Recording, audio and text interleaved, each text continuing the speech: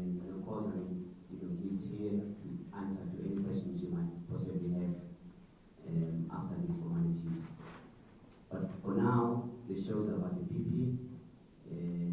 She's going to read out a statement, and of course, the copies are available. We will circulate them to you. And of course, after that, we will then play the audio.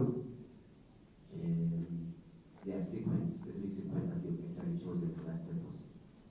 If you could also just kindly have your phones on silent so that you know there are no interruptions, we'll appreciate that.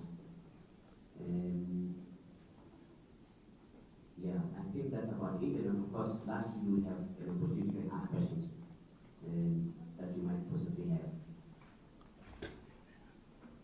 Yeah. I guess we are about to start. We are nearly ready. Let me then hand over to the PP to take us through. Thank you very much. Thank you, Program Director Bekosini Siatogoza. Good afternoon, everyone. Apology for the late start, but we wanted to make sure that this process is as seamless as possible. Members of the media who are present here, the legal team, my husband, and anyone who's watching on Zoom and on YouTube. I would like to start by passing my condolences to the family of Ms. Tina Jumat Peterson. I'm aware that she might be late to rest soon. I thought it was going to be the weekend, but I think that has not happened. And I will also want to make sure that I raise these important issues and apology in advance as well for the long statement. Kind of long. We will distribute the statement soon when I am in the middle of reading the statement. But the courts are with Ramaphosa. The courts are with Ramaphosa. These are the chilling last words uttered and contained in the voice recording of some of the remarks made by the late Honorable Tina Jumat Peterson in one of her 2 physical meetings with my husband at the Ocean Basket Restaurant in OR Tambo International Airport. Good afternoon, members of the media, and through you, my fellow South Africans. I have invited you as your public protector to inform you about definitely the biggest corruption scandal ever to hit the Parliament of the Democratic Republic of South Africa. Sadly, the scandal also implicates directly and indirectly the executive and the judiciary of South Africa. For the first time, we can talk about state capture because all 3 arms of the state, aided and abetted by the media, are deeply implicated in concerted efforts to violate my rights and those of the public I am appointed to serve. I will show that to different degrees, the late Tina Jumat Peterson will still be alive if the legislature, the executive, and the judiciary, as well as the eNCA alliance, had complied with their constitutional obligations. In a way, all of these institutions killed Ms. Jumat Peterson. I start by explaining their role, or the role of each. The executive. In December 2019 and February 2020, Ms. Natasha Mazone of the DA laid unsubstantiated charges against me, which the then Speaker endorsed. On 16 March 2021, the DA and ANC used their majority to vote for the institution of an inquiry into the Mazone motion. More than 1 year ago, on the 9th of June 2022, the head of the South African executive, President Cyril Ramaphosa, abuse the powers given to him in terms of Section 194(3)(a) of the Constitution, which empowers him to suspend the Public Protector. Regarding my suspension, the Western Cape High Court had this to say, paragraph 157 of that judgment. In our view, the hurried nature of the suspension of the applicant in the circumstances, notwithstanding that a judgment of the full court was looming on the same subject matter, leads this court to an ineluctable conclusion that the suspension may have been retaliatory and hence unlawful. It was certainly tainted by bias of a disqualifying kind and perhaps an improper motive. The President could not bring an unbiased apology for that. We were trying to make sure that everyone is accommodated, but now people are joining with their mics on, and this causes a lot of disturbances. Thank you so much. So in our view, the President could not bring an unbiased mind to bear, as he was conflicted when he suspended the applicant. The High Court therefore set the illegal suspension aside. I was supposed to go back to my office on the 9th of September 2022, but the DA and the President of the ANC and South Africa lodged an agent application or appeal proceedings with the view to suspend the High Court judgment and to prevent my return to the office. The High Court failed to see through this scheme and refused to grant relief in terms of Section 18 of the Supreme Court's Act to implement the judgment pending appeal. Without the unlawful suspension and disingenuous appeal, I would have returned to my office on the 10th of September 2022, and Ms. Tina Jumat Peterson would probably be alive today. It is noteworthy that the court found that the real reason for my suspension was to avenge the 31 questions I asked in respect of the alleged criminality involved in the Phala Phala scandal. More than a year after the complaint into Phala Phala, the Office of the Public Protector has not yet issued a report. The objectives for removing me illegally have therefore been achieved. Coming to the Judiciary, in addition to refusing the Section 18 relief by the High Court, the alleged agent appeal was set down for hearing by the Constitutional Court on an expedited basis at the behest of the President and the DA. It was heard agently on the 24th of November 2022. To date, the Constitutional Court has failed to issue a judgment.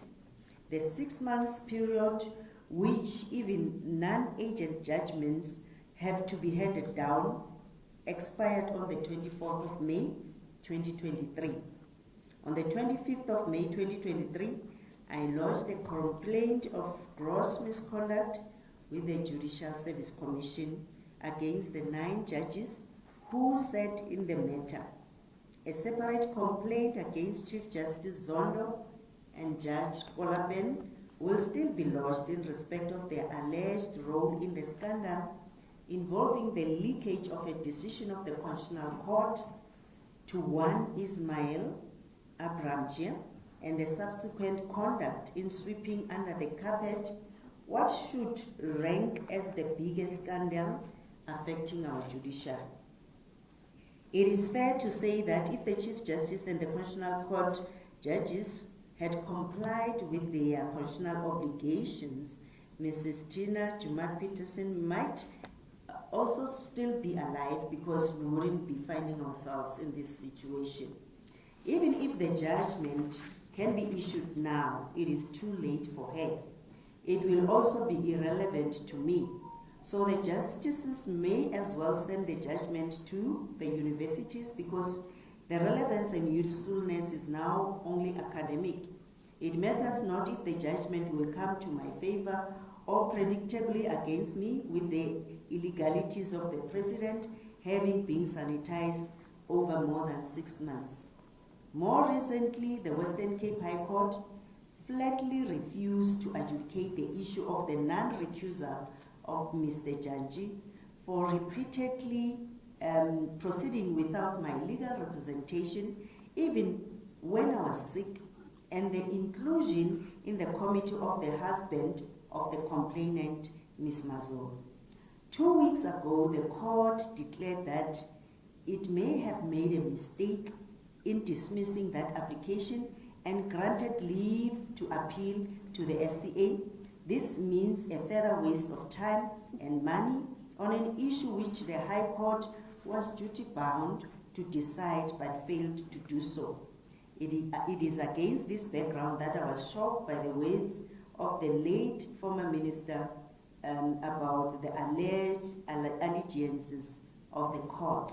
I leave it to you to judge for yourself whether her observations are true or false. Coming to the role of the legislature in the death of Mrs.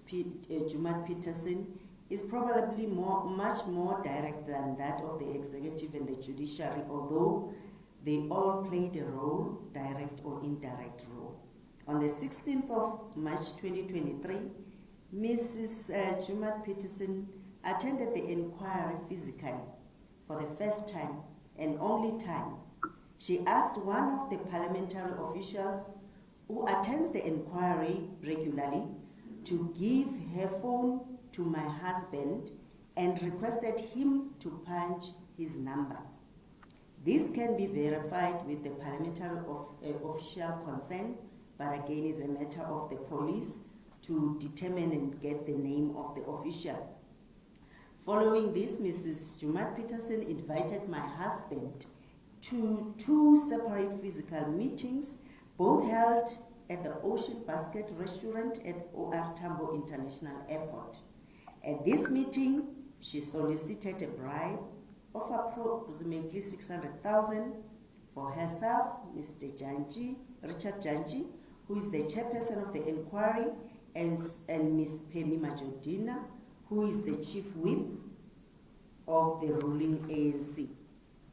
My husband pretended to play along and even negotiated the price to be set at 150,000 instead of 200,000 each. He actually intended to trap the culprits, and he proceeded to record the 2 meetings on his phone. He also insisted that Ms. Jumat Peterson should arrange a meeting at which at least one of the other 2 would attend. This was agreed, provided the conditions in bracket or the payment of the money were met. Unfortunately, the deal went sour before the conditions were met. I'm in possession of both the audio recordings of the 2 airport meetings, as well as more than 90 WhatsApp messages exchanged between my husband and Mrs. Jumat Peterson for the period between the middle and the end of March 2023. These items of evidence have been shared with the police, and the Hawks are currently investigating. Needless to say, had the legislature, the speaker, and members of the committee discharged their duties in line with their oath of office, it is most likely that Ms. Jumat Peterson would be very much alive today. In my view, if the speaker had agreed to the confidential meeting I proposed, the late former minister would have been alive. The evidence which we have, ordinarily, the evidence will be left for the police investigation, which I do not wish to jeopardize. However, the investigation is directly linked to my own ongoing impeachment process, and it is in that respect that I have taken a different decision to share the evidence with the South Africans for them to judge. This is also because it is highly unlikely that the biased South African media can report objectively in a matter which has the potential to hurt the agenda of the DA and or the President, who have already launched an appeal with the Constitutional Court. Already the mainstream media, with the exception of independent media, has done everything in its power to discredit my version. The Daily Maverick even went as far as to declare that Ms. Jumat Peterson died after a long illness, despite the fact that she was addressing Parliament a few days before her unfortunate death and was campaigning for the deputy presidency of the ANC Women's League. Such desperate lies represent the dominant view of our embedded media. Yesterday on 702, one of their anchors even went on to suggest that the bribery allegations were part of the tricks which I and my legal team had played in the past, without substantiating what these tricks may be. It is therefore in the public interest to release the evidence now, lest the investigations will be dragged on for years, like the Pala investigation by various state agencies such as SARS, SAP, the Hawks, and Public Protector South Africa. The WhatsApp messages, which speaks for themselves, are attached to the statement. The two meetings lasted for about 1 hour altogether. The main parts of the audio recordings will be played to the public when I finish reading the statement and before the question and answer session.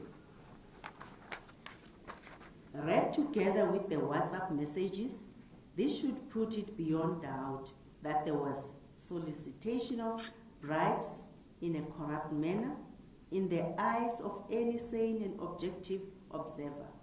However, I expect the media to spin the undeniable truth away or find creative ways to cast doubt on the evidence. 10 of the key statements articulated by Mrs.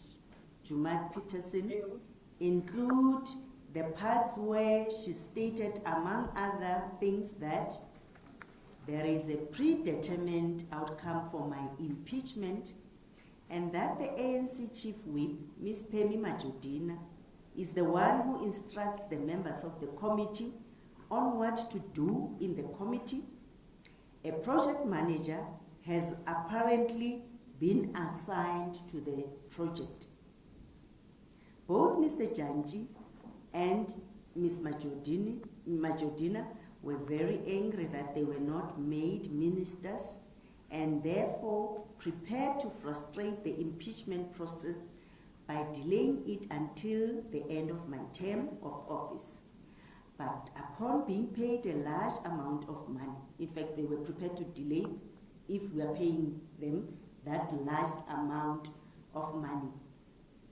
She had met with Mr. Janji and he was prepared to extend the inquiry, and Richard, I'm quoting, Richard was angry because he did not become a minister. And then also further quote, Ms. Majodina was particularly angry that the president chose Nokolo Ivit, who had forged a master's degree certificate. They wanted to know tomorrow if the deal was on or not. Number 3, my legal team, especially Advocate Mpofu, must raise points with the aim of delaying the process and go on another attack. That's a quote as well. Number 4, Cyril Ramaphosa was desperate to make an offer, but I must resign. We should talk this to these people, but have two-pronged approach by also pursuing her proposed approach of bribing members of parliament.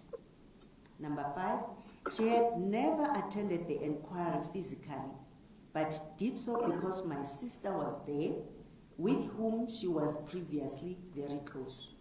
Number 6, she had gone to see Richard, in brackets, because they had both worked for Cyril at the recent ANC conference held at Nazareth. She had saved Cyril at Nazareth and stood against Nomvula, and he also did not make her a minister. Number 7, Mr. Skosana must not tell me, as the public protector and Advocate Mpofu, about the proposed deal, but keep it between the two of us, in brackets. She also said that her career would be over because she would have accepted a bribe. Number 8, Richard Janji had changed and was no longer hostile to the public protector. That's what she said. Number 9, we needed to demand an audit of the committee members' attendance because apology for that. We are trying to make people to access the meeting. Is it now? Apology. No, not now, not yet. So number 9, we needed to demand an audit of the committee members' attendance because sometimes they were sitting in 2 or 3 meetings at the same time. And 10, Mr. Skosana should make an offer, in brackets. She can also be heard saying, how about 200,000? Pemi is greedy, the ANC is dead. However, the most concerning remark from her, which stand out for me, was when she observed correctly that this process will kill me. To that, my husband agreed and added that if it were for him, I would have resigned months ago to avoid the agony, but that I had insisted on getting the opportunity to tell my story, which is true. He also expressed frustration at the technicalities and the hanging and undecided court processes. The significant reaction from Mrs. Jumat Peterson was, but the courts are with Ramaphosa. She repeated this chilling statement twice. As already indicated at the beginning, it is this remark which should be of concern to all South Africans, stated by an elected representative of the people from the ruling party. The WhatsApp references, when these recordings of the meetings are considered together with the WhatsApp messages exchanged between the two persons, then the issue is put beyond any doubt. What is significant is that Mr. Skosana was insisting on a meeting with any one of the other 2 recipients of the bribe. Ms. Jumat Peterson asked, open quotes, how must I get them there if they have conditions, close quotes. To this, Mr. Skosana replied, open quotes, I'm ready for the condition, close quote. The discord occurred when Mr. Skosana was angered by the rude behavior of Mr. Janji on the 4th of April 2023, when he ordered that I must be muted after having agreed that I must take the platform. He threatened to call the press conference and expose the entire scheme. Ms. Jumat Peterson discouraged him from doing so and warned that this would be bad for everyone. She also said, open quotes, I am very sorry that you want to destroy me because of your anger. In May, and upon learning later about all these shocking revelations from Mr. Skosana, I advised him to report the matter to the police. Thereafter, I proceeded to write a confidential letter to the Speaker of Parliament requesting an agent meeting so that I could blow the whistle on these large-scale corruption allegations within the institution which she heads as the de facto CEO. She completely refused to meet me and referred me to the Ethics Committee instead. As if that was not bad enough, she went on to issue a media statement revealing my confidential and attempted protected disclosure of corruption without even giving me a warning. Such conduct violates everything we know about treating allegations of corruption against those who hold power over a whistleblower. It encourages victimization. As a result of the above, on the 5th of June 2023, I lodged 2 separate complaints with the Ethics Committee. The first complaint is against the 3 members of Parliament named above for extortion, bribery, and corruption allegations. The second complaint is against the Speaker for her unlawful conduct described above. In addition, the WhatsApp messages have been shared with both the Ethics Committee and the Section 194 Committee in the context of Mr. Jantji to recuse himself voluntarily from the chairpersonship and or membership of the said committee. On the deadline of 12 June 2023, Mr. Jantji refused to recuse himself. This issue has since been referred to my personal attorneys to take up this matter with the courts. It is truly incredible that Mr. Jantji, the NC, DA, Freedom Front, Plus, IFP, and ACDP all insist that Mr. Jantji should continue to chair the committee under these serious and tragic circumstances, and when he faces such allegations. With the attitude of these parties, we will never defeat corruption in this country. Thankfully, many members of the public, as well as members of the committee from the EFF, UDM, ATM, and to some extent the Good Party, have not bought into this pact of corruption led by the NC and the DA, and they continue to call for Mr. Jantji to step aside. It is also disturbing that last night at 8:20, my attorneys received a letter from the Registrar of Ethics Committee expressing that the committee take umbrage to my intention to hold this media briefing. Further corroborating evidence is that, lastly, I wish to highlight at least 3 of the facts which additionally and independently confirm some of the revelations made by Ms. Jumat Peterson.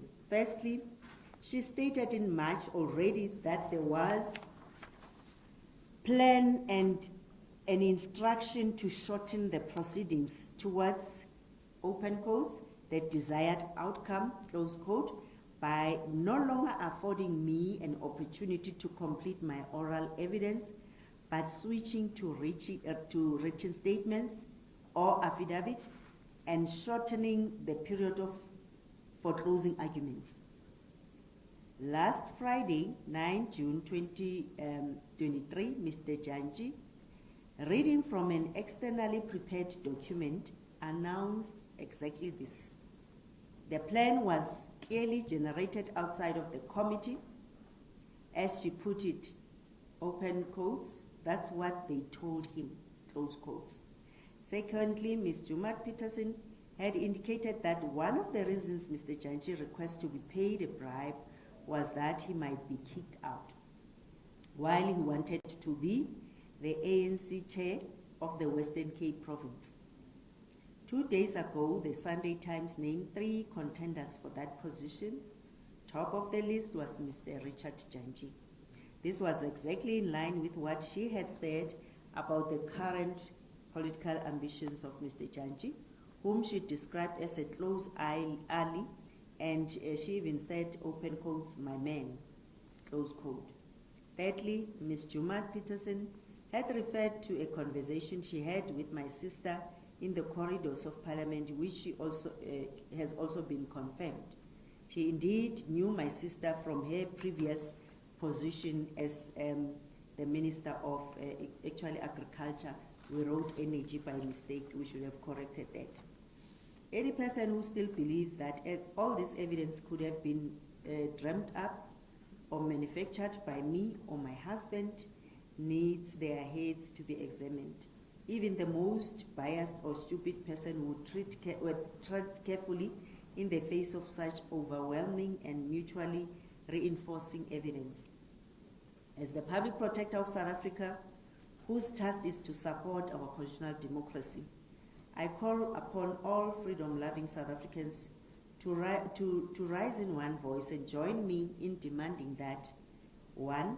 Mr. Janji be removed from chairing the Section 194 Committee, pending the outcomes of the criminal and the parliamentary investigations, or that the Section 194 Committee be terminated with immediate effect, as it is now irretrievably and incurably tainted, poisoned, and clearly driven by a predetermined outcome.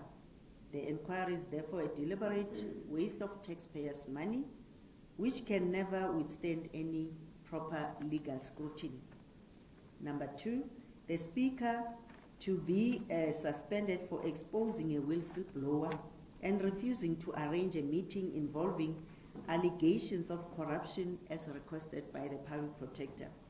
3, the President to be called to account for abuse of power in implementing a clearly illegal suspension. 4, the Deputy Public Protector must release the Phala Phala report by the 7th of July, which will be 1 year after the statutory 30-day deadline set in the Executive Members' Ethics Act. The matter is not at all complicated and could have been finalized within 3 months the worst. 5, the Judicial Service Commission to expedite the complaint into the undue delay of a judgment involving a serious matter of the illegal suspension of the Public Protector of South Africa by the head of state to cover up his Phala Phala alleged criminality and launch an investigation into allegations of systemic bias and the selective leaking of a constitutional court judgment concerning the Public Protector. If members of Parliament can be involved in seeking to corrupt the Public Protector of all people, what hope can we still have in this democracy? If the whole President can abuse his powers to cover up for his own alleged criminal conduct, what is the purpose of our Constitution? Why is the country keeping quiet when an independent panel led by a former Chief Justice found a prima facie criminality on the part of the President? We, the people, may not be able to revive the life of Mrs. Jumat Peterson so that we can all get the answers, but let's just make sure that her death is not in vain and that it provides us with an opportunity to cleanse our society of the endemic corruption which has apparently gone into highest level of every arm of the state and our society. It is never too late to fix our country. Now is the time. If we fail, there will be no country left to save for our generations. So we are distributing the information pack. The state, Mr. Skosana, my husband, has already opened a case, so we won't distribute that. But then there are a transcript of WhatsApp messages which were sent to the police, but the Parliament as well, and it was already there on the public forum. The complaint which has been lodged with the JSC, so that you can understand what the complaint is all about, and the relevant prescripts which deals with the issue of the time frames of issuing judgments. The acknowledgement of the complaint by the registrar of the Joint Ethics Committee. So some snippets of the recordings will now be played, and I will take questions after that. If necessary, more recordings will be released in the public domain in the near future. Thank you for listening. So we will just show few recordings, not all of them, because there's still more information and more has been given to the police. So we can just play the recordings. Before we do that, thank you very much for that long statement. It is actually very necessary for obvious reasons. I'm told that the copies are now being distributed as we speak. If there's anyone who does not have a copy, let us know so we can make a plan to make it available to all of you. Thank you very much for your patience. We will now move on to the most important part of playing the the recordings, the audio recordings. Yeah. And following that will then allow you an opportunity to can ask questions and engage on the subject matters. Yeah. Thank you very much.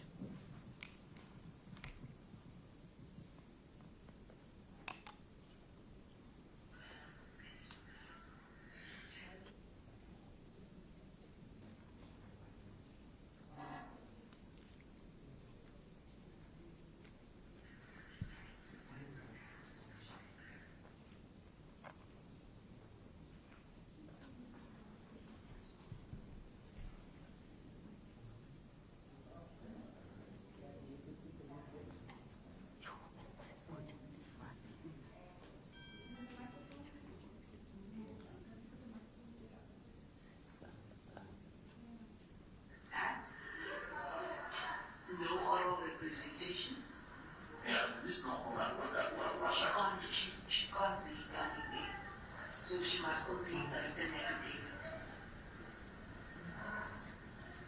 For when? He was waiting now when they set again next week. Yeah, that was the instruction they got, that if she doesn't get money, then she must just give an oral representation. That's what they told me. Or if they don't get money from the public protector's office, so they must do oral representation. Yeah, but who the public protector? No, the public protector must give a written affidavit. Right. This is here. Right. Require written affidavit. They are not going to bring her in for oral representation. Yeah, but after the, for April. Yes. Right. After this month. Yes, there will be no oral representation. Right. So she and her team, she will now not be doing that where she comes there and speaks. Yes. She must just give an affidavit. Right. That was what they told him. And then the argument, that's what I they heard told him. today, because I watched that thing today. Remember there's closing argument. Yes. What are they going to do? They're saying the closing argument must be shorter, the time for the closing argument. I think it's recorded. I think I've got Yes. it on Yes. YouTube. Yes. Yeah. So the closing argument, they must have written closing arguments and reduce the dates. But who's going to pay for that? No, that's why we're saying to you guys, go on another attack. Yeah. Go on another attack. Yeah, because remember that legal team won't do it for free. No. They won't do it for free. No. They're saying they haven't achieved what he was supposed to achieve. Who says that? The chair. Oh, In the okay, time. It's my guy. My guy, man. So I say they don't achieve what they're supposed to achieve. Yeah. Right. So he's introducing this thing. And then what does He's it mean?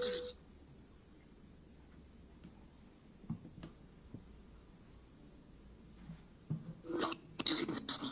Yeah. That this thing was said that would achieve something. Yeah. Now what are people saying there must be motion that alarm and that they will not object. The DA. Yeah, No, they're in the minority. Yeah, they're in the minority anyway. Yeah, they're in the minority. But Yes. four, so Yes. So go and talk to these people, but have a two-prong. Yes. If we're gonna kill off this Yes. tomorrow, you'll want to see me come. Yeah, but what I'm saying is, if those guys come in and just tell us that they agree, what must happen? Then we've killed this. Yes. So do you want to kill this one? No. I can't kill this one without hearing what's happening on the other side. So that's what I'm saying. Yeah, Keep yeah. this one open. Yeah, it's open. I mean, it's still open. This one. By the time you get yours, I will Yeah. still be here, and they will still be here. Yeah. Yeah, I'll get it tonight or tomorrow morning. Yes. Yes. So tomorrow Once morning, they you finish. and I meet. No. To meet you tomorrow Yeah. morning. Yeah. It's in my action. Yeah. They Yeah. and I'm not pushing. Yes. I'm just saying these are your options. Yeah. You don't want to take it, don't Yeah. Yeah. I The get it. option is they here. We've Yeah. got them here. Yeah. I've got them. Yeah. Whole day to Yeah. okay? Whole day Saturday. Yes. They Yes. leave Sunday. Yeah.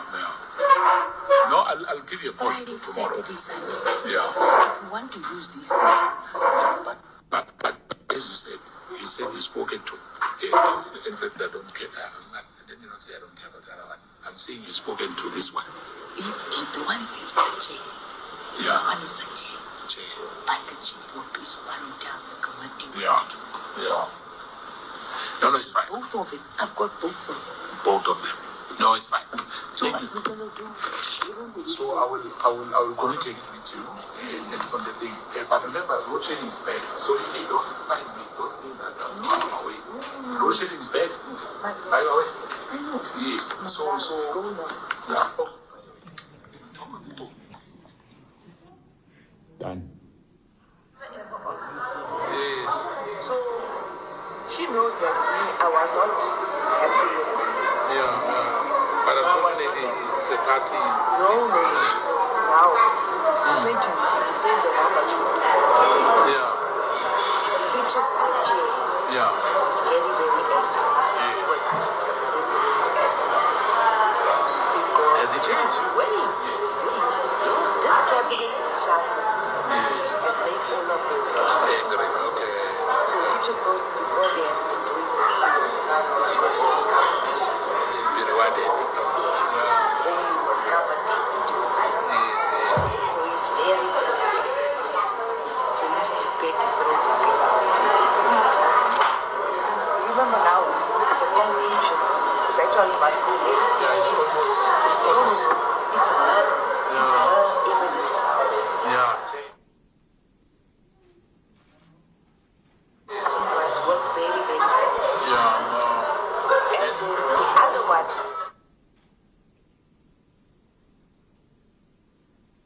was also key for this. Was also angry. So Richard is very angry. He was wanting to go to court and all. But she was being very Careful, don't yeah. tell the wife. Yeah. Don't tell darling. Yeah. No. Yeah. If we talk, Yeah. then I'm in trouble. He in trouble. The whole case. Yeah. The two of us. You're in trouble. Yeah. She will be in trouble. Not Richard. I will be in trouble. Me more, my career is over. Yeah, because it's because you're still a member. No, because I would have accepted that money. Yes. They would not come out and say accept. Yeah. But me, I take it right. So Yes. Richard is very Very angry. And you know when people are very, very angry. Yeah. So I don't know if you saw before I did lunchtime. Yeah. I was cooking. I did not touch. Yeah, so don't, if I come physically, Yeah. don't come to me. Yeah. We can't be seen together. Yeah. Okay, because I know of this. Yeah. On the scene. Yeah. Also, there's no cameras. Yeah. And you must fly with her. Yes. She can't be I saw that scene since she's not herself. It's too much. It's too much. It can kill her. This thing will kill her. If she must be in peace, you also think this thing is going to kill her. Yeah, but she's a strong woman, but it's too much for her. I'm saying, but it's Remember, I said she must resign. And she refused to resign. I said she must resign. She must not wait for all this now. But she wanted to tell a story. yes. She wanted to tell a story. But for me, I wanted to let her resign. Many resign. That's the whole thing collapse. But unfortunately, she's not faithful. She wants to tell the story. She feels bad, about all these technicalities, the court, say this, that, and name them, that. Yes, that's the reason. And you can't win against the state. The matter is too big. And that is the state can keep you there. Yes. At least she is the people that are protected by the state. For me to go in anything of that,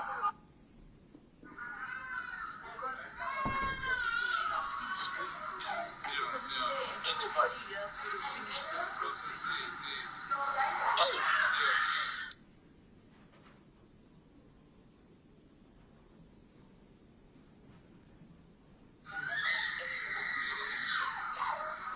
Like you was used to do this. You was just used to change. Then I saw, this one we can do. Get it. What do you think you require? No, what you look off. What do you look Okay. No, I will get back to you maybe until Friday. Yes, but don't play your No, up to Friday. Listen, don't play your where are you Friday? I'm thinking of remember. We are fighting. You don't even wait to Yeah. In fact, it came down. Yeah. They had told us the Yeah. Then I Oh, you're flying now to yes, I came to see you. Yeah. No, I came to see you. Yeah. And then on So, I'm flying tomorrow.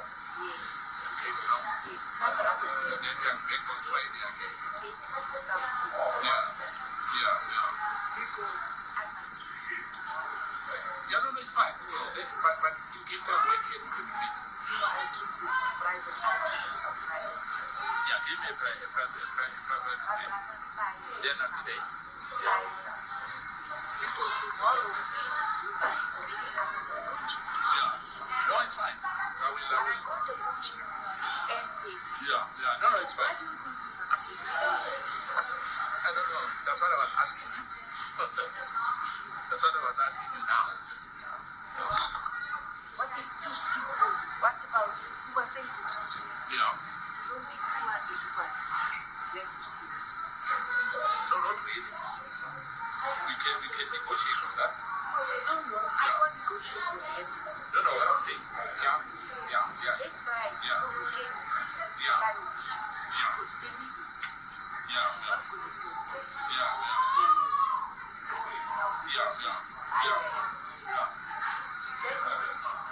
See,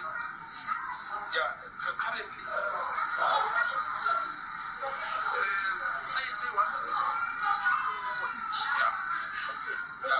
For starting. Yeah, let's see. Obviously, let's say 3 and see if we make it market. But I'll get back to you. Tell me where to. There's no my brother. I'm not going to talk to you. I understand. No. Yeah, but I think I understand. If we don't do it tomorrow, Yeah. or get it too close to see. No, it's fine. And then it is the one that gets strikes. This one. Okay. Go ahead. And she's very active when she very Also, so she wanted to be a minister. Yeah. Now she's even more to this thing of the certificates they out. Yeah, those things that you don't have a junior degree in something. I don't know what's happening in the university. So what ANC.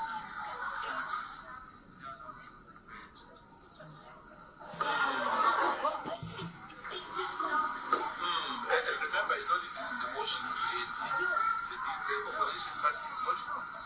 But they are supporting it. They are supporting it. I mean, they are the majority. I mean, our members are the majority. Yes. You see.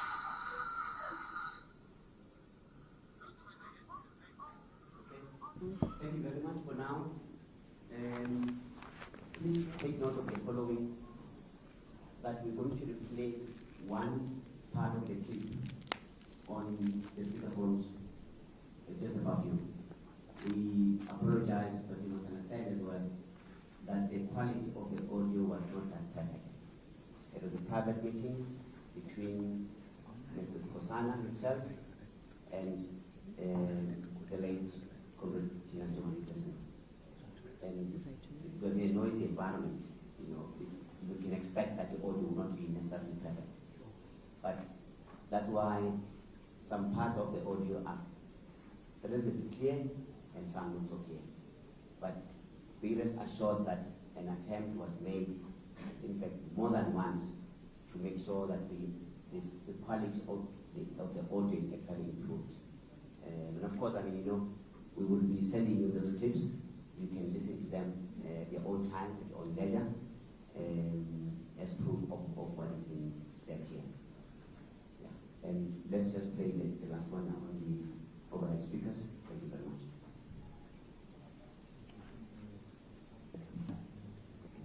Yeah. And of importance as well is for you to pick up the critical parts of the audio. One is the fact that indeed the meeting did take place.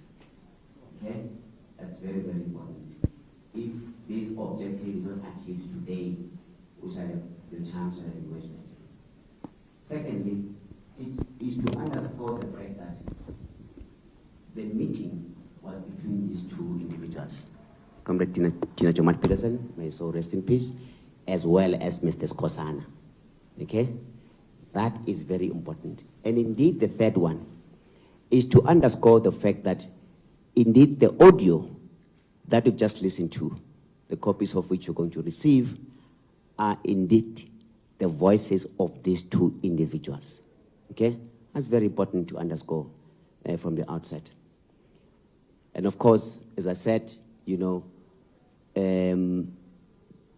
one most important one is the fact that there were figures mentioned in the audio. You can't remove that. It's just common cause. It's there for you to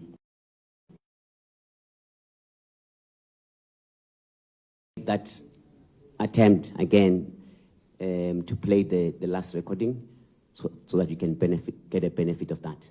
Thank you very much.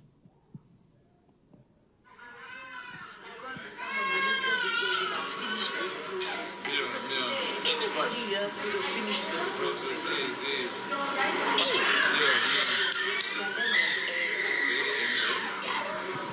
It was used to do this thing. It was just used to chase this thing. Then I saw, this one we can take. Get it. But what do you think will be required? No, what do you need of? What do you need? No.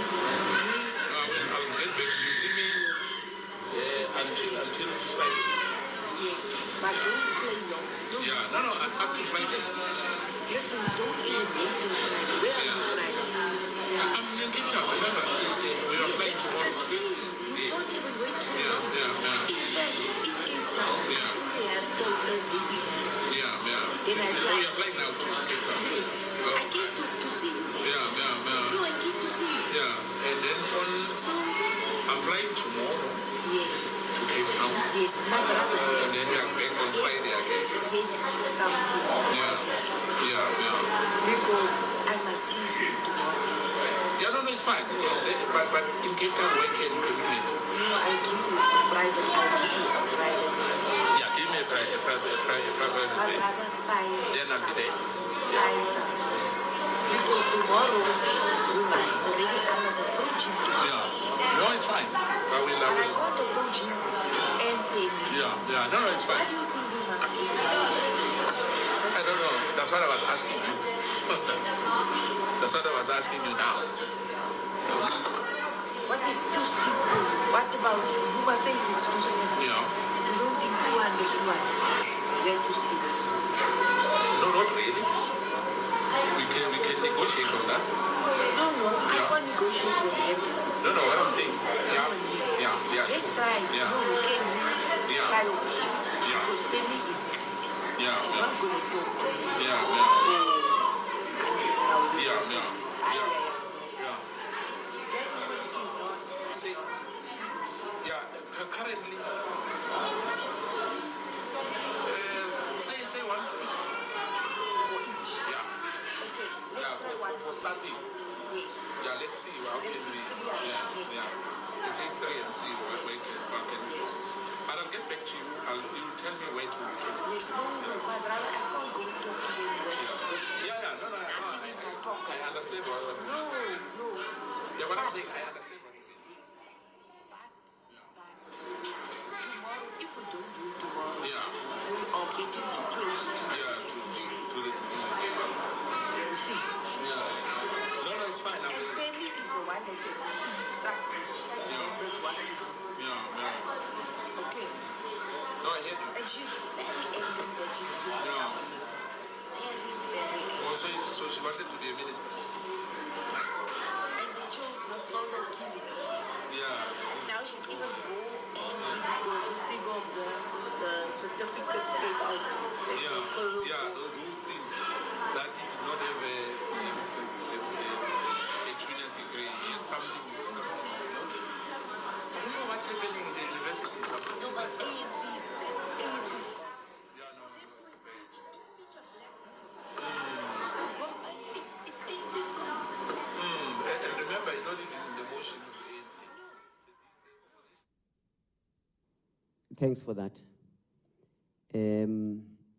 A few things as well. We tried again to give you much clearer audio. And I'm advised to also confirm with you the following, that the late Comrade Tina Jomat Peterson was a member of the Section 194 committee. I'm sure you all aware of that. Secondly, in the audio that was just played now, the chair's name, Richard Janti, has been mentioned here, and so is the name of Pemi Machodina in the audio. Thirdly, an amount of 200,000 rand has been mentioned here, each. Okay, there are specifics. And Mr. Skosana countered that with an offer of 150,000 rand. And Comrade Tina Jomat says ANC is actually dead.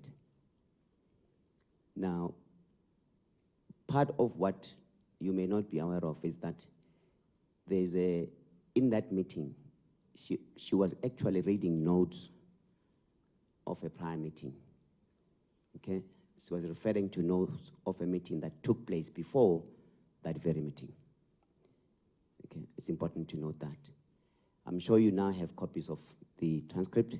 You know, take whatever you may or may not agree with, but the evidence is just there in front of you, you know. And the purpose was to share with you in detail as much as we possibly can, you know, so that you live here, being clear that whatever you've been hearing before is now being properly accounted for and corroborated correctly. Okay. If you live here with a different feeling, we'll be very, very surprised. Yeah. There's obviously more that we're going to share. You know, the matter is now with the police to investigate further. And of course, we'll all be waiting with anticipation as that process actually unfolds. I will then allow you then to ask questions and maybe make comments as well. And we'll take a few. You've been to the mill 1,000 times. Can we request you that before you speak, kindly inform us of who you are and which media organization you actually represent? I'm not sure whether you would need the mic as well. Let me just recognize 5 hands for now for starters, and of course we will repeat the rounds up until everybody's happy. You would be first, you will be second, you will be third, you'll be fourth. Can I have a last one? You will be fifth, okay? And then we'll take on the following round and follow up. Thank you very much.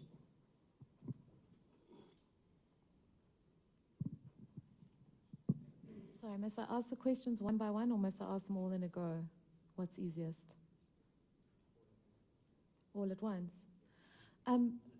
Advocate Mkhwebane, you've said that various people are to blame for Tina Jumat Peterson's death. But do you know what her cause of death was? Because her sons have come out and said her cause of death is unknown. Her death also happened very shortly after the media reports of, with regard to these allegations surfaced. Do you feel that that played any part in her death? I also note that in these recordings, there's only recordings of allegedly of Ms. Jumat Peterson and of the WhatsApps of her, but there's no recordings of Dianti or Marugina at all. Do you have any direct evidence outside the alleged hearsay that implicates those two people? And then also, do you feel that in mounting an attack on the media prior to this hearing, or in the midst of this hearing, you were trying to delegitimize very legitimate questions that you would face over the evidence that you presented today? Thank you.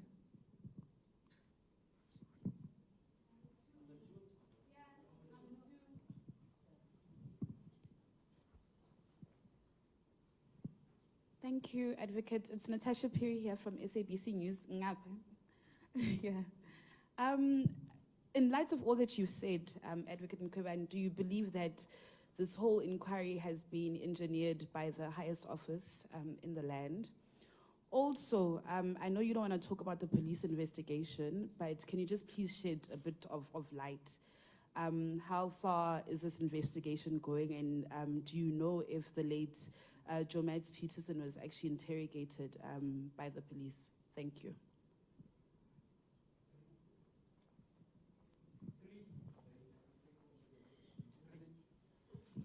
Hi, Dennis Delport from Netwerk 24 and Beeld newspaper. Advocate Mkhwebane, I just want to know from you, why did you and your husband, why did you sat on this matter for the whole of April and part of May, since your statement says that the discussions happened in March? Thank you. And also, just do you feel that you have blood on your hands after Tina's death?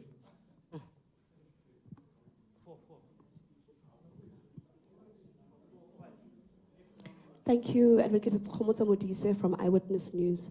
I just wanted to find out, I mean, we realize here that this is not all the recordings, and you said there was some sort of a decision on what to release and what not to release. What was the selection process that went into that?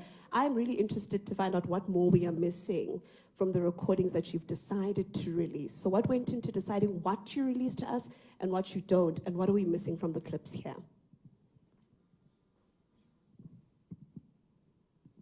Good day, everyone. My name is Nomusa Mbele from Kasi Broadcast Africa. My question is, where did you study from primary, secondary, university, and your history in politics, in government from 1994 and after 1994? The reason why I'm asking that is you've been labeled as a spy, and they say you are not educated, you are not qualified. So what do you take from that? Okay, we'll take next round after answering.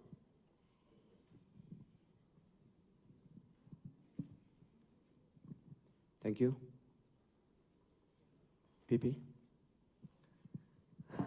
Oh, thank you. I thought I must get the mic. Karen Mon, you've started tweeting already, and the angle you've taken, hence I'm not legitimizing the media. I'm just mentioning what is very clear, and how the media has been reporting on me, how the media have continuously told lies about me, how the media never supported my work, working against me with those so-called NGOs who are said to be for justice and fighting corruption. But I mean, starting with the CX matter, which I'll deal with in details if the inquiry continues, but we said it can't continue before this biased chairperson. you didn't care about reporting what were the benefits of that report to the South African public. Coming to the issue of the CR17, if you are a really critical media which is there for the people and telling the people the truth, you would have told the people the truth about what evidence in my report I reported on, investigating openly, and the investigation conducted, and all the vast evidence which was there and the millions which were there. As the public protector who's investigating corruption, what was I supposed to do? I'm mentioning this because not all the media have indicated. Some mainstream media, I mean, we've got a history with you. I don't remember you mentioning the positives which I've done as the public protector. Maybe you can show me one article or two. Hence, I know how the media operates. Now you come back, you question the cause of death, whether I know, and all those. How should I know? Because I'm telling you that if the following three arms of the state, they've played their role in making sure that they truly fight and act against corruption, we wouldn't find ourselves here. And I mean, when the media inquiries were sent to Ms. Jumat Peterson, and when she was questioned, when she indicated that she needed a lawyer and all those things, and she even told my husband that, please, if they discover it, I'm ruined. My life, I mean, the recording is there. She says it herself, that this will end my career and my life. That's what she's saying. So that's what is there. The fact that you are now twisting and indicating exactly what Janji and Majodine has been saying, whether is there any, it's hearsay. And Mr. Skosana is here. Mr. Skosana is dealing with the police. In the law of evidence, hearsay, when you hear it from the horse's mouth, yes, from me, I'm a third party, I'm mentioning what she said, he said, and their recordings, and their WhatsApps, and the police will be investigating, and if they are good in their investigation, they are uncovering a lot of information which is out there, the communication and everything which has been there. So I'll just leave it there and not go deeper. What is there, which directly as well shows this racketeering process which was happening. So, Ms. Natasha, you're saying the whole inquiry is engineered by the highest office. That's what Ms. Tina Jumat Peterson is saying in the recordings, which we will share with you. And I mean, she's saying herself that Mr. Ramaphosa has the courts, but the courts are with Ramaphosa, the courts are with Ramaphosa. I think in my opening I said that. And the fact that apparently I was offered or I should resign and stuff like that, and it's coming from that office.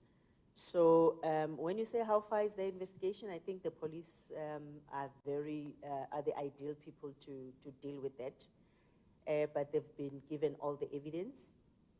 Bielt, why did you sit on the matter since March? I think if you read my statement, it was very clear that my husband, not a legally qualified person, and in the recording, Ms. Jumat said, don't tell your wife, don't tell Advocate Mpofu, and you know, let's just deal with this between the two of us. And then when I later discovered, after the condition was never met, then he told me, my husband, that there's something like this. And I was saying, why were you keeping this to me? He said, I wanted myself to have the evidence and even trap them, especially all of them, so that I can hand over the evidence. So I said, stop that. The police must do, they are supposed to be doing that. But then I then had to act immediately. I said, open the case. I then wrote to the speaker, as I'm saying, I wanted to sit down with her, take her through all this information, because this is corruption. I mean, as a public protector, if a person wants to meet with me with the evidence of corruption as a whistleblower, definitely I'll sit down and listen to that. So I didn't sit down with the matter. I acted immediately as soon as I got the information. And when you say I have blood in my hands, unfortunately, I don't have blood in my hands. I have shown you all these three arms of state are the ones to blame, and the family of Ms. Tina Jumaat-Peterson should know that whether the police will also have to uncover whether she was forced to do what she did, or she was a willing party, because all the evidence which they are going to be analyzing, they will see from for their own. EWN, not all recordings, what was the selection process? If you want us to sit here until tomorrow morning, we can sit. And I said to you, the recordings are here, we will share some of them, but then there are those which the police are still going to be making sure that according to the proper way of extracting that evidence, they will do that. The Nomusa Kasi, indeed, Nomusa Mtana Sekai, Nkulele e Kwaggafontein, that's the roads of Kwaggafontein. Ngifunde lapho, ngikhuluma isiNdebele, ngifunde University of Limpopo. I've got a BProc and an LLB. By then, Tina, we were doing BProc and LLB. It was 6 years. And then I was admitted as an advocate, and I was appointed as a public protector because eAdvert, which is out now, says you should have been an advocate or practicing for 10 years. Should have been admitted as an advocate and practicing in the legal field for 10 years. So fortunately, I met that criteria. My appointment was transparent. I worked for Home Affairs for almost half of my working life. And the DA, which labeled me a spy, they couldn't prove till today. And anyway, that matter was before court. Unfortunately, the Deputy Public Protector decided to withdraw that matter. So thank you for that question. And well, that's what we are facing, because unfortunately, mainstream media is the one which will push the narration. Unfortunately, people will read your mainstream media and not analyze for themselves and hear from the horse's mouth so that you get the evidence yourself. But unfortunately, it's a choreographed process. Mainstream media reports, the courts, some judges, they will even read the very same mainstream media narration, come to their judgment based on that, instead of you now asking me directly. You now, I mean, I always say that to the youth when I address them, read for yourself, go to Facebook, go to Twitter, follow that person, listen for yourself. Don't just conclude because a person is labeled as a spy or is labeled this particular person who's very much conflicted. So I'm not a politician. I was never a politician. When I was appointed, I was never a member of any political party. But then I operate in a political space and encourage each young person to know the politics, because we cannot survive without politics. Actually is whatever we do, it's politics, and you cannot just go and vote without understanding the politics and whoever you put in that position, what are they doing to your livelihood? So yeah, thanks. Thank you very much, Pipi.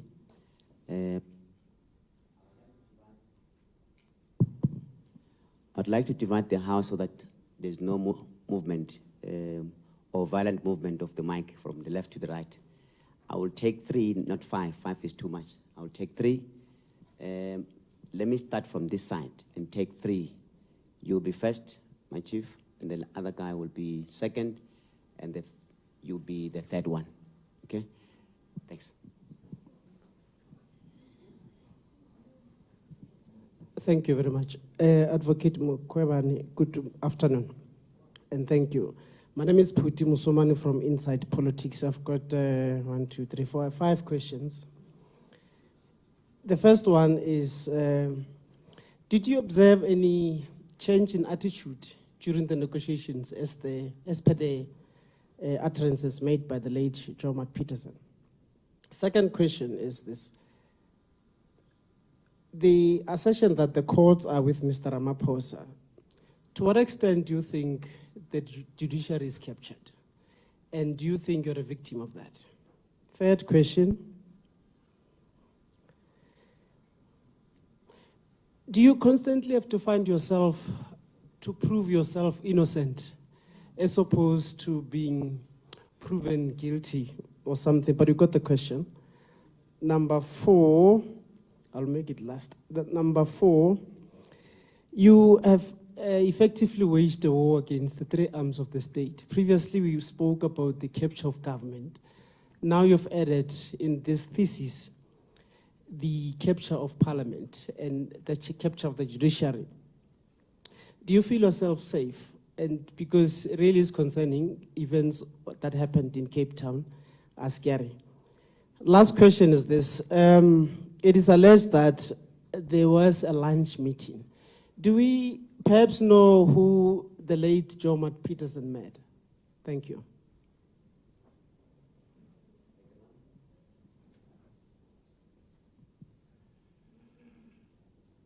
Advocate Mkhwebane is Bongani Mdagani from the Sunday World. I just need to find out something from you that previously you did go to court to have Janchi to recuse himself, but the matter was dealt with, in merits. But now, since there are these allegations, bribery allegations that surface and all that, would we using this matter to go back to court to fight for this matter, that this guy recused himself since you claim that he is tainted on the matter? And do you now also trust that the courts will definitely help in terms of dealing with this matter based on this corruption matter? Thank you.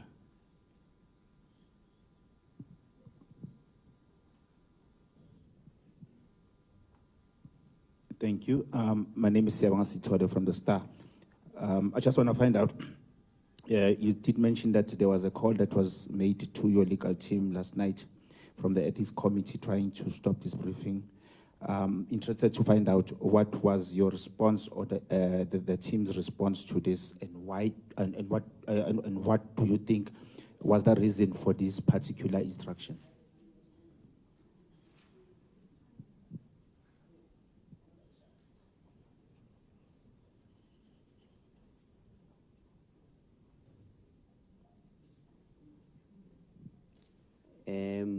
I want to give people an opportunity to answer the questions.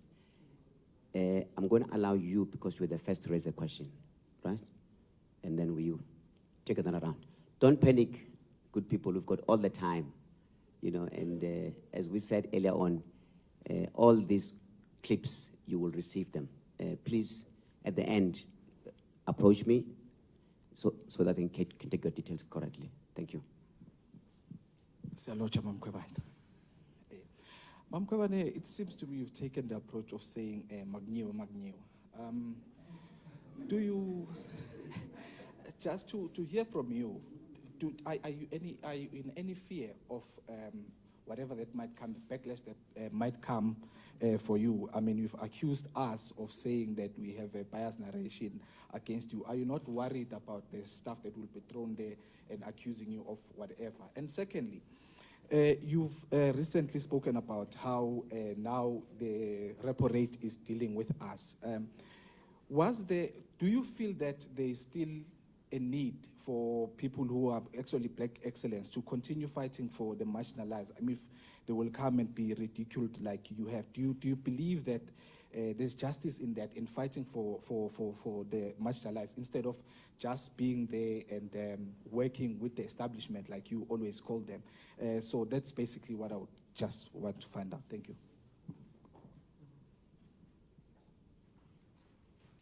Thank you. We'll check it around. Yeah, wait, thanks. Pipi? Thank you. Inside politics, you asked a lot of questions. The change in attitude. The first day of my appearance, it was my sisters were there, and that was the time Advocate Mpofu also introduced my husband. And during that week, Mr. Janji was the most cordial person. And my sisters even commented that, ooh, how physically this person is very nice and very cordial. So indeed, I think by then, it was during those days when the negotiations possibly were on. And I think in my statement, you could see where I'm saying my husband says, then when he decided to mute me, change his behavior and all those, that's when it was the time when they were saying the condition is not met, and they were still communicating, because it's around 90 WhatsApp messages which are there, which have been shared with the police and all the other audios. So indeed, the attitude changed. So the courts with Ramaphosa, and they are captured. You know, during my testimony, I showed everyone. I think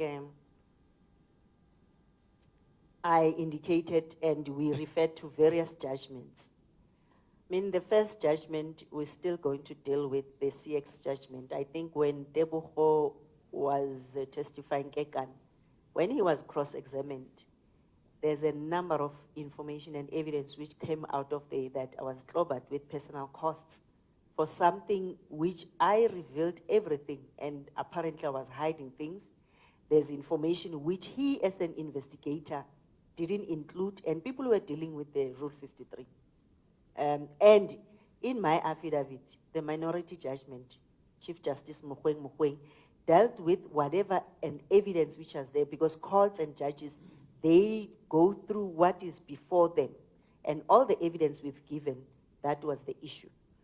Now, there was a recent one of Judge Bakwa, which I mentioned at the inquiry. I mean, I was even shocked. You know, sometimes when these judgments were coming and I'm being attacked and labeled a person who doesn't know the law, and unfortunately, I think the Public Protector of Zambia even indicated that when I read your evidence and what you are saying, it's as if now the judges and the judiciary, they use them to persecute you and to impeach you, because they are relying on those 4 judgments to charge you. So now, if a member of NEC and a member of long-standing serving member of the ANC who's saying the courts are with Ramaphosa, I think that the incidences which are happening, I mean, if Judge Bakwa will label me an operative agent, and I even worked under him as the public protector, coming out from him, it was a shocker for me.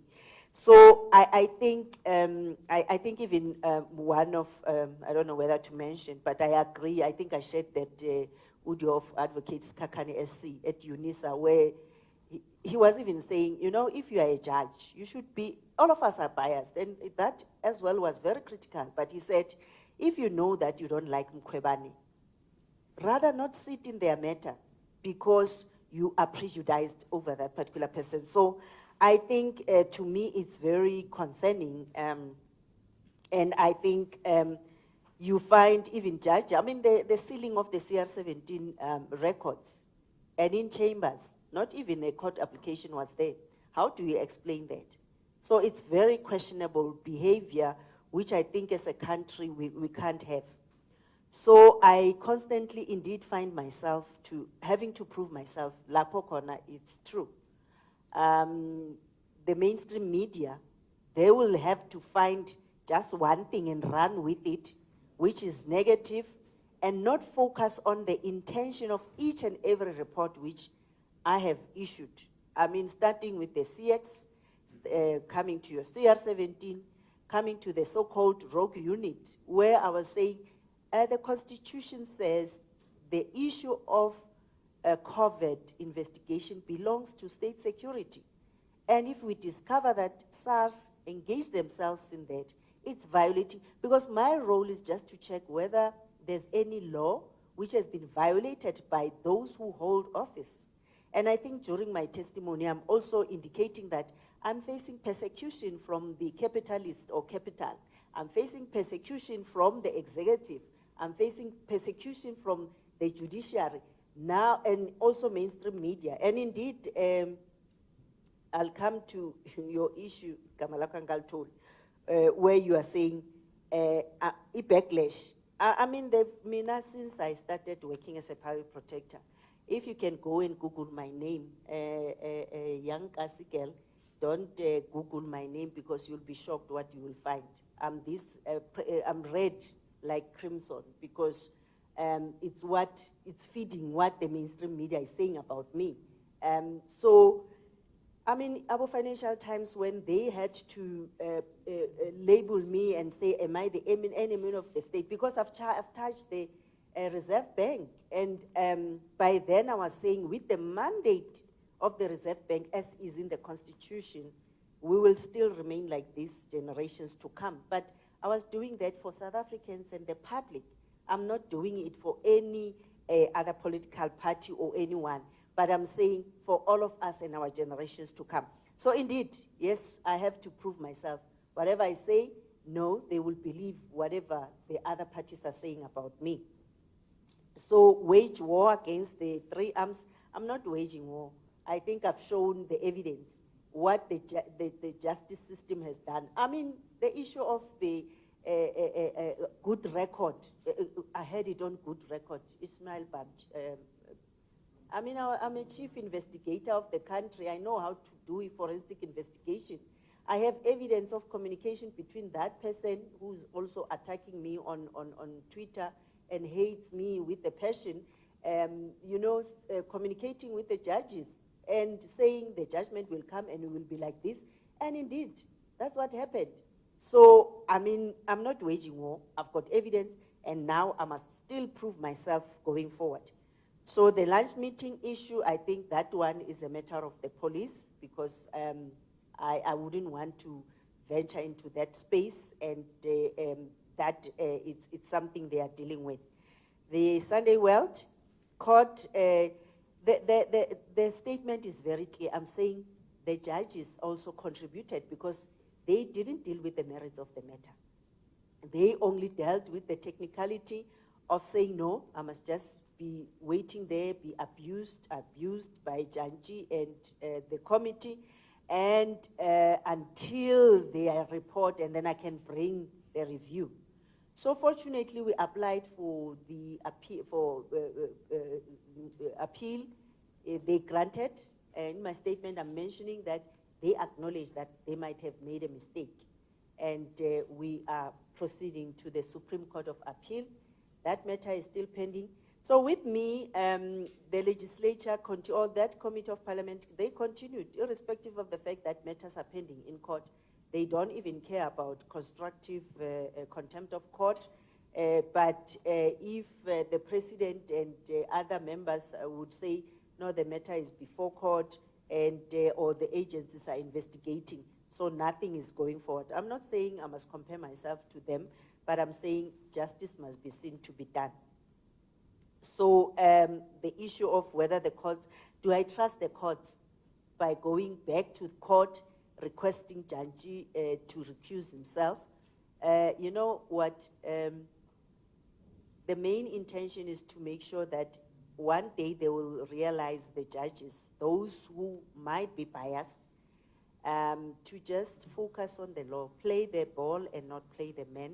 If it's Mkhwebane and you don't like Mkhwebane because you are told about Mkhwebane this way and you can't be objective, just recuse yourself. Allow people who just focus on the law, and make sure that when they issue judgments which will be coherent.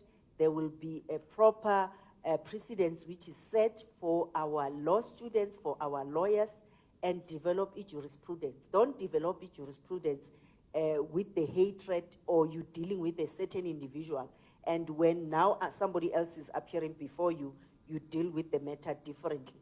So on the other hand, going back to court, it's also to expose those who are corrupt, or who might be captured, or who are not operating independently as judges.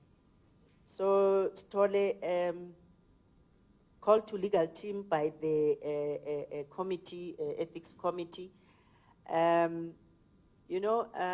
The evidence was given to them. They are investigating. We're still going to respond to them.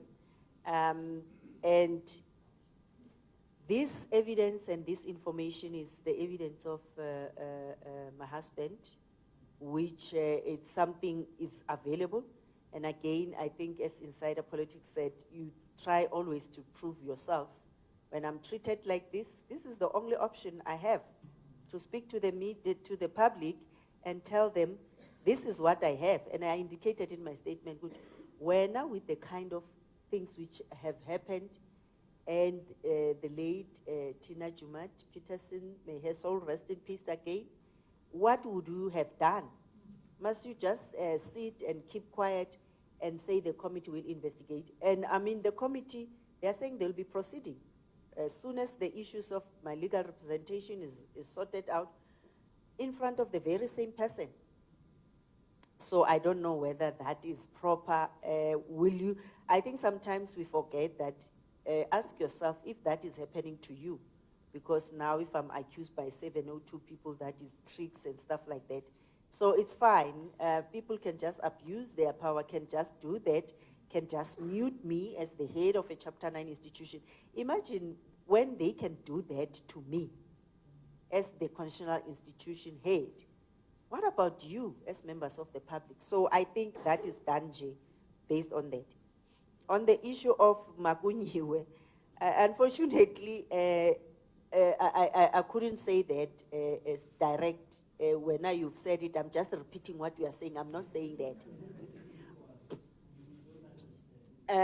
You know what? You are in trouble, or you are being squeezed to the last degree because you are busy persecuting the black excellence. I think you are referring to, I mean, currently people are still being told that the Guptas captured the state, hence we have load shedding, and people who were there, we had electricity 24/7. We couldn't just plan for load shedding and everything. So I think the main thing is that I wouldn't stop. I said I'll serve the public. I'm still the public protector until the 14th of October.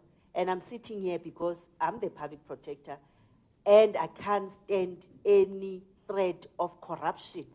I'm trying to show you what kind of a person you must have. So you'll continue getting nama repo rate and nama repossessions of your houses. I think the middle class is faced with the curse of the middle class because you are owing the very same banks who will be repossessing your houses and everything.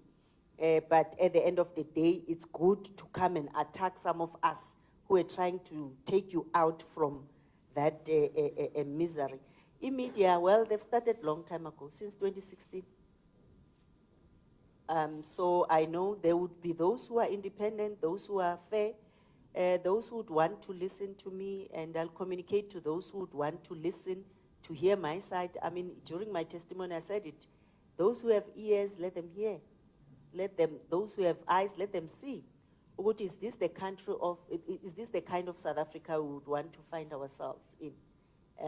Because if we've got an issue of dealing with corruption, you've got an institution which can help the state to do that, but then the head of that institution is being dealt like that. I think somebody asked about my security. I think the main thing is that, yes, it might be there, but it's all in God's hands. Only God can protect me, and I trust God and will protect my family as well. That's all I can say. Yeah.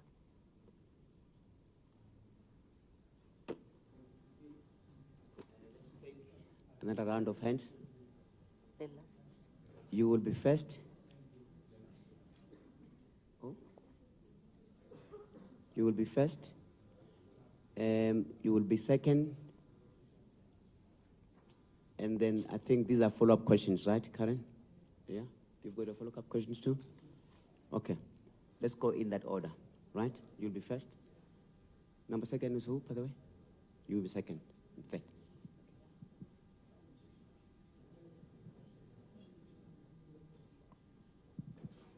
Good afternoon. Ours is a follow-up question based on the public protector's response. And a question from Advocate Karen Mon. Oh, sorry, Karen Mon, not Advocate. Ishmael Abramji, he tweeted, he said, the case has died together with Tina Jumata Peterson. Now, a family is mourning a mother, a grandmother. A community has lost a person, good or bad. You know, culturally, we should not celebrate the death of somebody. But here you have Ishmael Abramji, and the Abramji brothers has been your enemies for years. I don't know, is it because you are African, they're Indian, you're educated, they don't have degrees, but we've monitored things like that. The Abramjis has been attacking you for years. So our question now is, are you an accused person in the, or a possible suspect in the death of the late one? 2, do you think you doing the Palapala investigation has led to you being persecuted, to you being labeled all these negative things? Because before Palapala, when we check, you were not that bad person, even in the media, but after Palapala, the public is still waiting for the 31 questions from the acting public protector a year later. So do you think you committed suicide as well the day you decided to take on the Palapala report? And then lastly, you know, your term is coming to an end.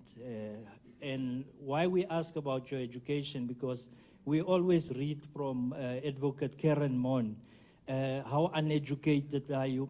Sorry, Karen Mon, sorry. Aish, sorry, it's a mistake. I'm from, I think my name, okay, what's your question? What's your question? No, my name is Shannon Merricks. I'm from Kasi Broadcasting Africa, a registered black-owned media house. Thank you. Can I proceed? Thank you. This is really the discrimination we face as blacks. Blacks always, Karen Mon must ask first, eNCA must ask first. When we ask as blacks, we must be at the end of the queue. Can I continue? I've not talked to you. I mentioned your name by mistake.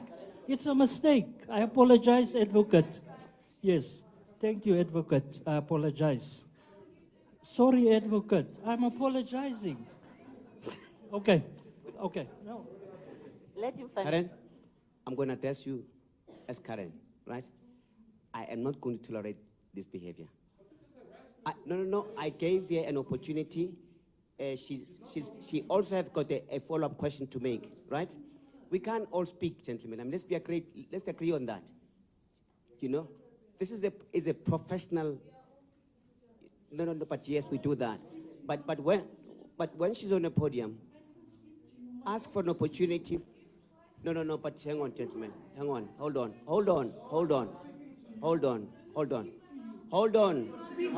Karen. Hold on. Please. Let's have order, guys. Let's have order, please. You know? Let's have order. I know the tensions are high, you know? Topical issue, emotional issue. Let's be calm and deal with the issues. If you feel insulted, let's take it on properly, but not just this to and fro, which is really disrupting this whole thing. Please. Just a question. Do you think it's right that he calls I didn't say anything. I didn't say anything. Okay, that's fine. I apologize. Okay. Thank you, I appreciate it. Thank you. I apologize for calling you Advocate Karen Mon, because you're not an advocate. Thank you. No, I'm not. Thank you. Yes, the last question is, your term is coming to an end. What is your future plan? What will you do to go and educate the black child in the township, where you come from, where you went to primary school, high school, the universities? Because after all this, you know, even they crucified Jesus. After they killed Jesus, he had to rise again. So what is your plan after the end of your term as public protector? Thank you.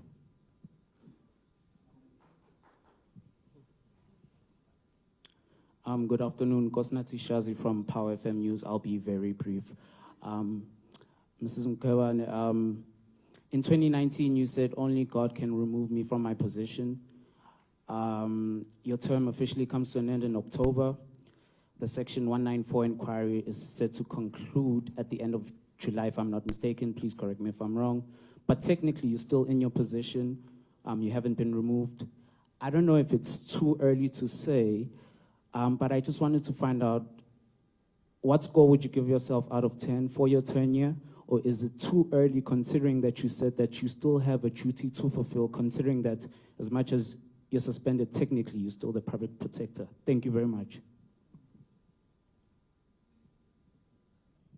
Sorry, just to follow up on my question around hearsay. It would appear from what we've seen from what you've played. Sorry, Advocate Mpofu, thank you. No, I'm trying to have my question. What must I not do, sir? I can't call you Mpofu. Okay. All right. So you said that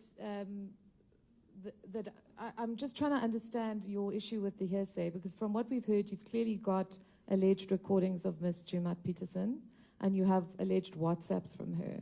But we haven't heard any recordings of either Diante or Madogina. And I'm just asking you directly if you have any direct evidence besides what your husband says was said and what Ms. Jumat Peterson said implicating either of those two individuals. Because I'm sure you would understand that if I had a conversation with, for instance, someone, I know it's an example you often utilize, but you being called a spy, for example, if someone said to me that you are a spy and then I made that allegation, you would be completely in line to take action against me for repeating defamatory hearsay. So that's my question. Do you have any direct evidence that you can disclose at this point that either of those two individuals were knowing participants in this? And then second of all, there was a positive story that I did in December 2019 when you cleared Ms. Jumat Peterson of any wrongdoing in relation to the nuclear deal. And she was immensely positive about that. She said that you had vindicated her, that her family had been harassed. My family had suffered tremendously because of the perception that I signed a corrupt nuclear deal. My reputation has been tarnished. Do you have any concerns that clearing of her in that context may raise questions about her alleged motivations in all of this? Thank you.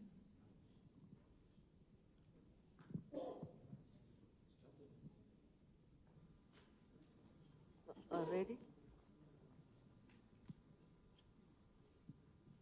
Yeah. Thanks for that heated round of questions.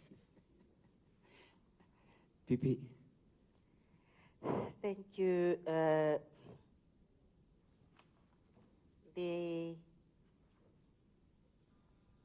question on, I didn't get your name again? Shannon. Okay. Yes, Shannon. Thank you, Shannon. Yes, indeed. It's so sad to see how some people are so, so cold, and, we are mourning the death of one of our own, and some people are making such sliding remarks. And I think,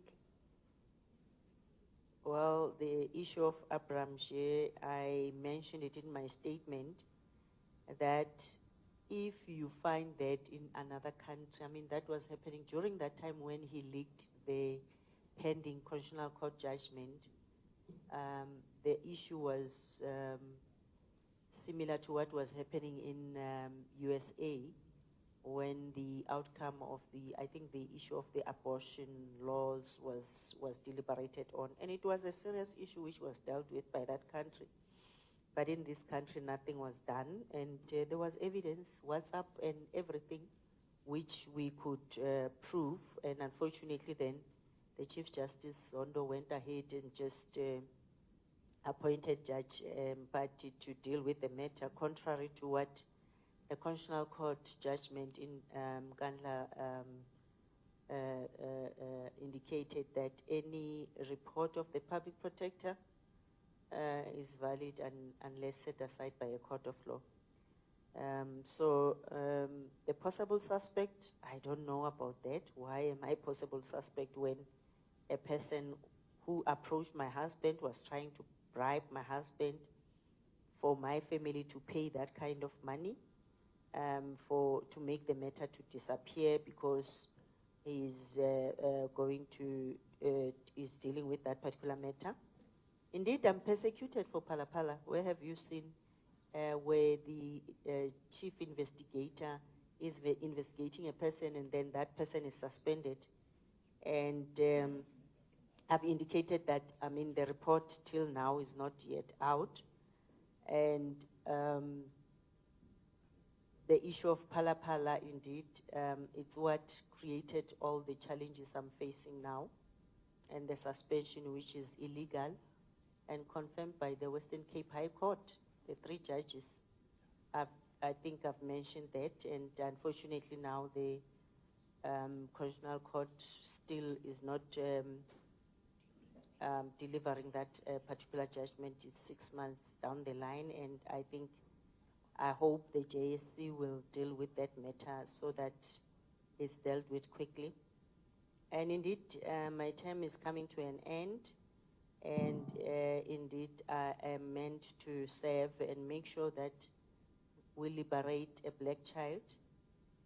Hence, during my 6 years as public protector, I made sure that the Vision 2023, the last pillar was having public protectors in each and every household. And by that, at least we are making sure that people are knowledgeable and they know their rights. Hence, we had to come up with a mobile app so that each and every family can know what are their rights and what needs to happen.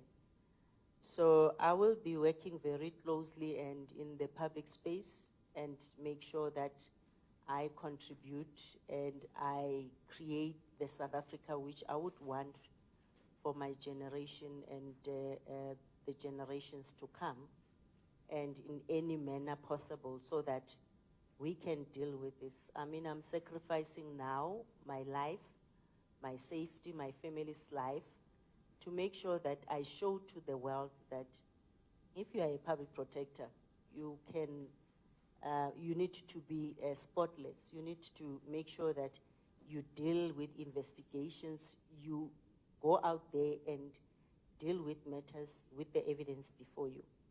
Because Nati, indeed, it's only a few months, I think it's less than 5 months now remaining. Indeed, I'm still the public protector. And, you say I must indicate what score am I giving myself out of 10.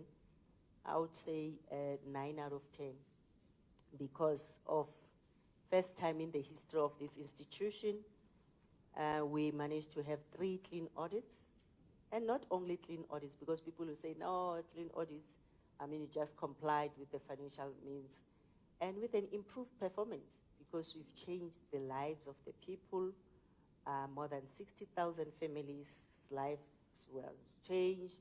People from Bomas Pumelele, from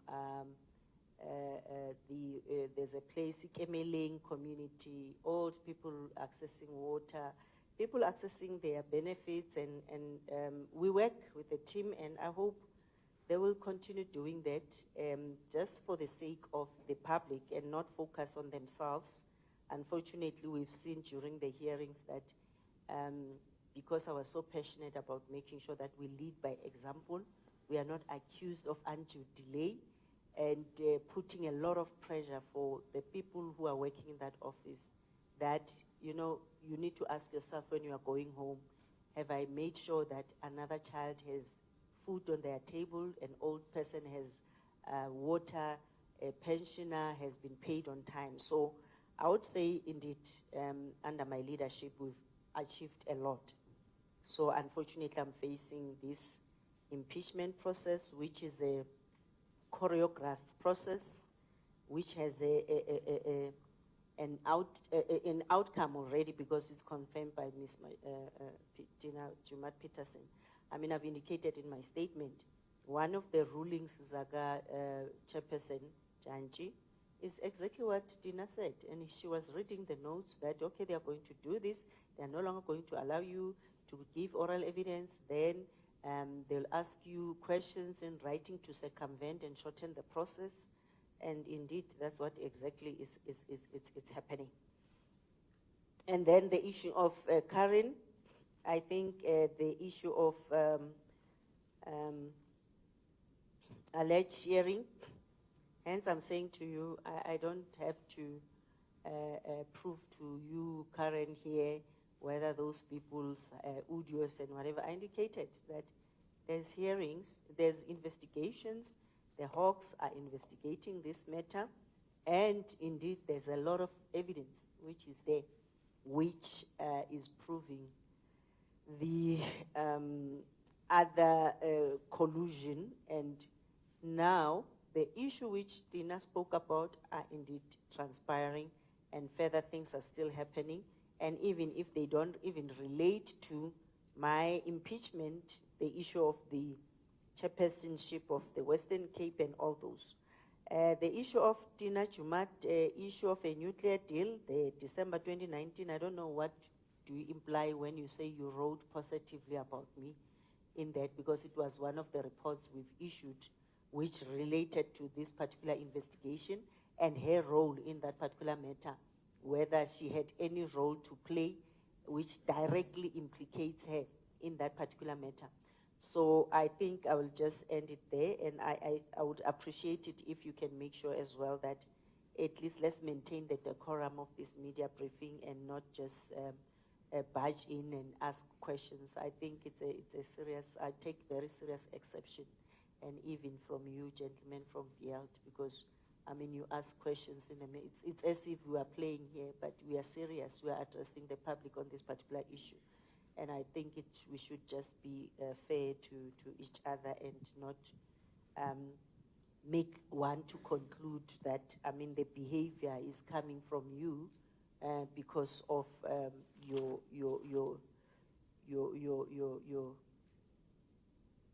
undermining possibly of this particular process or your conclusions as well. Thank you. Thank you, Pepe. Do we have more hands? More questions? Anyone new? We've got one last one. Is that fine? Yeah. Please go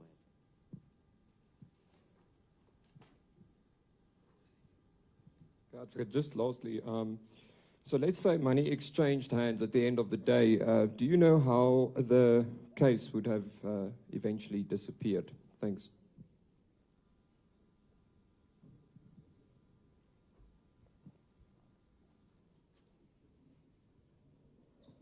Thank you. Pipi? Maybe again to address the issue of the hearsay. I think the issue of evidence and everything, we will explain that, or the lawyers can explain that in details. I don't know whether SC would want to explain that, instead of taking the issue of hearsay from what members of parliament are saying. Again, inside politics, you find a media which will believe the other parties and not believe what I'm saying.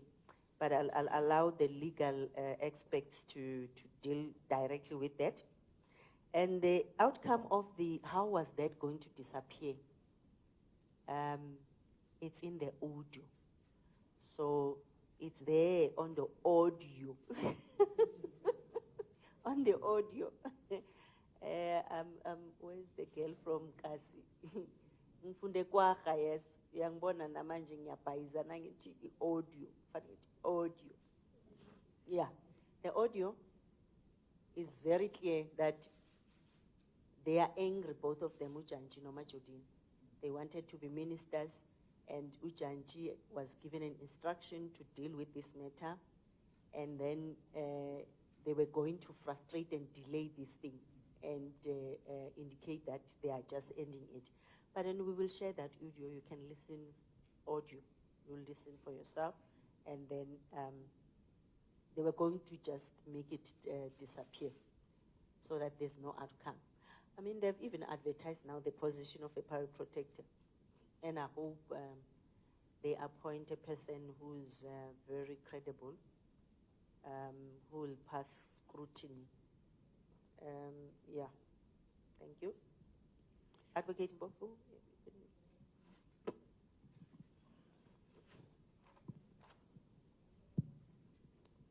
Can I do it from here? Okay.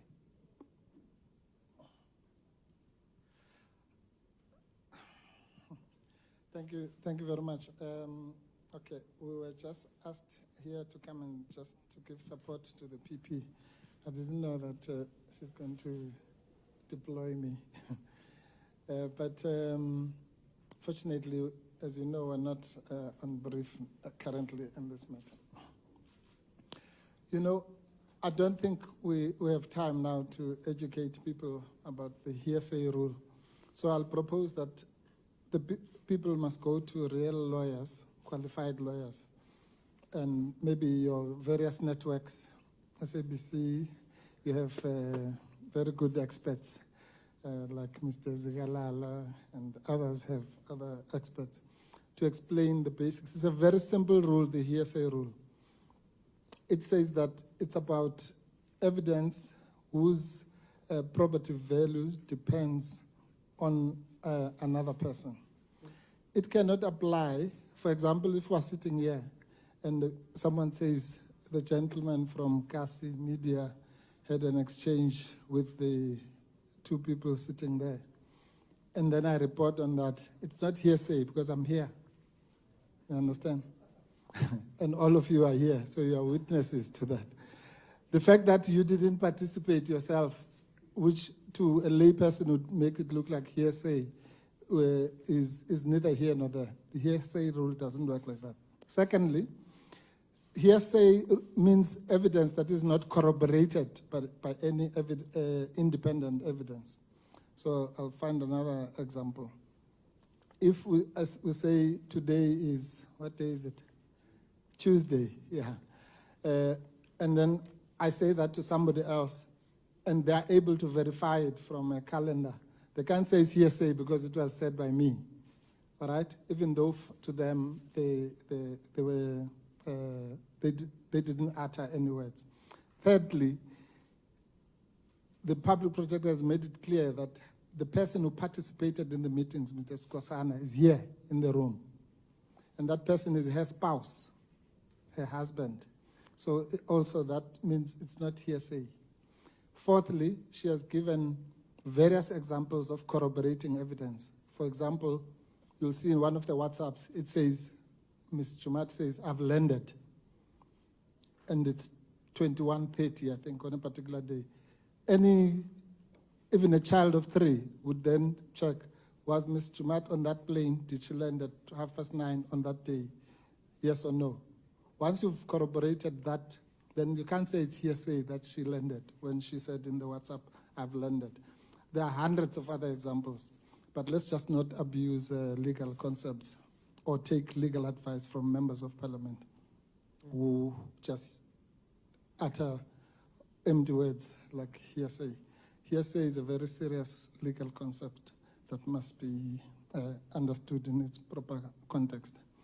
None of this, and I think the public protector has gone out of her way to say, read the WhatsApps with the audios and the other corroborating evidence, like the fact that her sister indeed worked for Ms. Chumat Peterson. Okay. I hope that's clear enough. If not, you can verify it with any first-year law student. Thank you. Thank you very much for that, Advocate Mpofu SC. I want to thank all of you for participating in this important press briefing.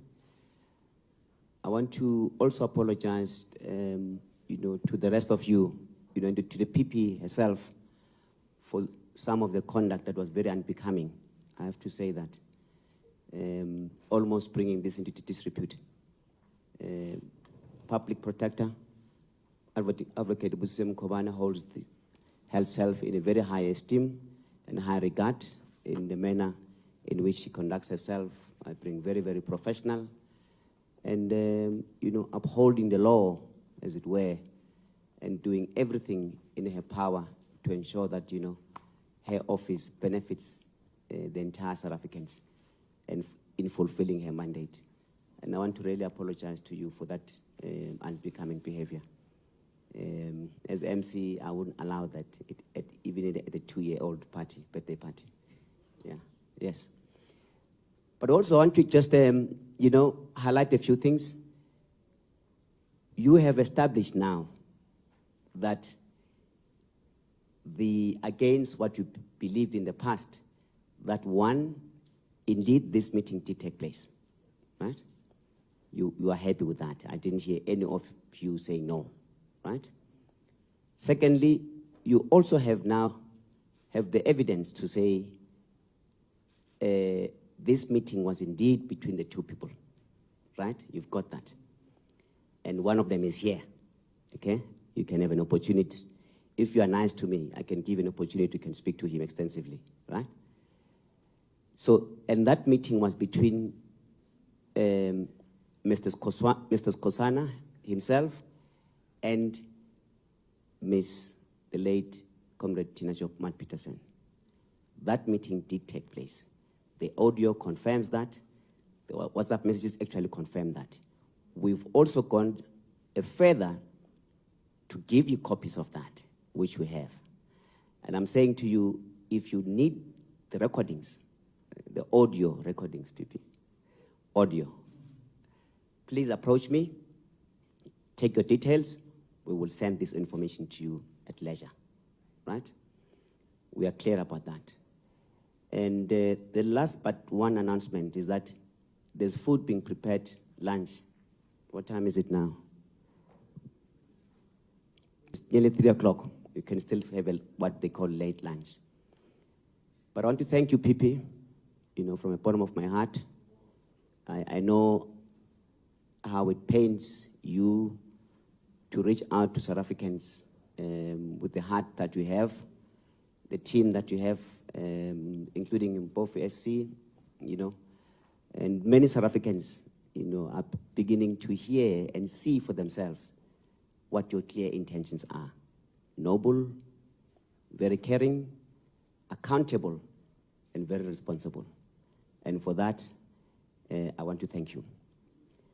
Thank you from the bottom of my heart. And with those few words, that then concludes the business of the day.